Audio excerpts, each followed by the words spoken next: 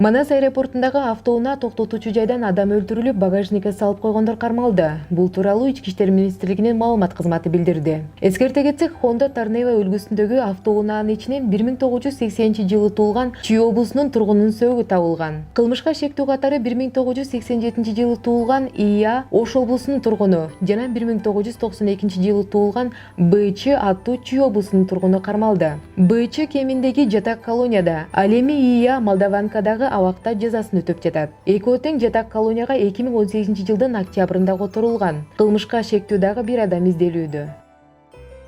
Айрым куудулдардын сахнадагы программалары дыккат каралып, сахналык маданиятка ылайык келбеген сатираларга чара колдонулат. Бул тууралуу Маданият, маалымат жана туризм министрлиги билдирди. Эске салсак, буга чейин соц тармактардын айрым колдонуучулары айрым куудулдардын чектен ашкан тайкы тамашаларына нааразы болуп, министрликке жааматтык кат жолдошкон. Анда куудул Тынар Курбаналиевдин чыгармачыл сатирасына карата чара көрүү жөнүндө кайрылуу жазылган. Сиздердин кайрылууңуздардын негизинде жогорудагы инсандар менен мыйзам четинде түшүндүрүү иштерин жүргүзүп жатабыз жана билдирүүлөрдү калтырганыңыздарга эске алып, мындан ары алардын программаларын дыккат карап, сахналык маданиятка ылайык келбеген сатираларга чара колдонуу боюнча көркөм эксперттик комиссия иш алып бара тургандыгын билдиребиз, деп айтылат билдирүүдө.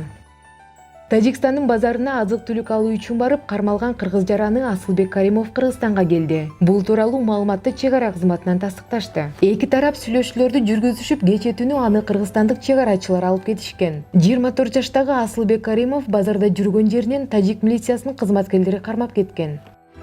Кыргыз көмүр мамлекеттик ишканасынын директору Канатбек Ашырбаевди сабап кетишти. Бул маалыматты Ашырбаев факт кежиге тастыктады. Ашырбаевди 31 октябрга караган түнү саат 12 чамасында белгисиз эки эркек киши келип ур-токмокко алышкан. Окуя 31 октябрда болгон. Канатбек Ашырбаев машыгуу залынан чыгып баратканда белгисиз адамдар кол салган. Окуя 31 октябрга караган түнү саат 24:00 чамасында болгон. Азыр абалы жакшы, жумушка чыкты. Ошол күнү дароо ооруканага барып, дарыгерлердин текшерүүсүнөн өткөн. Окуянын чоо жайын Канатбек Ашырбаевдин факт кежиге берген маегинде YouTube каналыбыздан көрө аласыздар. Башка дагы кызыктуу жаңылыктар менен факт кежи порталынан окусаңыздар болот.